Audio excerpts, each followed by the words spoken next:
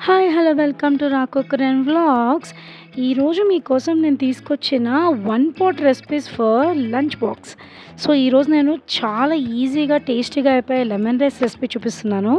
దానికోసం ఒక గ్లాస్‌తో బియ్యం తీసుకొని, దానిని వాష్ చేసుకొని, దానికి సరిపడా వాటర్ పోసుకొని, మనము కొద్దిగా పసుపు వేసేసుకోవాలి అందులోనే.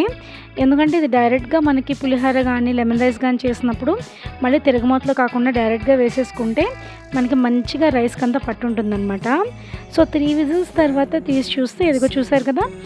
ఇదొక టిప్ అనుకోవచ్చు మీరు కావాలంటే. ఎందుకంటే నేనైతే అలాగే చేస్తాను. సో, తర్వాత ఒక బాండీలో కొంచెం వేరుశనగ గుళ్ళు, అదే పల్లీలు నూనెలో వేయించుకోవాలి కొద్దిగా. తర్వాత మినపప్పు, శనగపప్పు అవి కూడా చక్కగా వేగిపోవాలి. తర్వాత మనము ఆవాలు, జీలకర్ర వేయించుకొని ఒక్క పచ్చిమిరపకాయ చీరి వేసుకోవాలి. ఎందుకంటే ఇది కిడ్స్ లంచ్ బాక్స్ రెసిపీస్ కాబట్టి మనం ఎక్కువ స్పైసీ వేయము. అండ్ ఇందులో నేను కరివేపాకు అలాంటివి కూడా వేయట్లేదు. ఎందుకంటే పిల్లలకి తినేటప్పుడు ఈజీగా ఉండాలి, నోటికి మళ్ళీ అతుక్కున్నట్టు ఉంటుందని.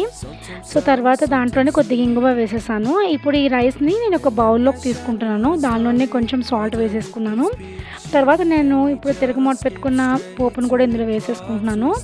ఇది మొత్తం పూర్తిగా మిక్స్ అయిపోయేదాకా కలిపేసుకున్నాను. తర్వాత దీంట్లో నేను ఒక పెద్ద లెమన్ని స్క్వీజ్ చేస్తున్నాను అనమాట. ఒక పెద్ద నిమ్మకాయని నేను ఈ రసంని ఇందులో వేస్తున్నాను. సో, అలా కలిపేసిన తర్వాత ఇంకా డైరెక్ట్గా చల్లారిపోయాక లంచ్ బాక్స్లో పెట్టేయడమే. It's too yum and tasty.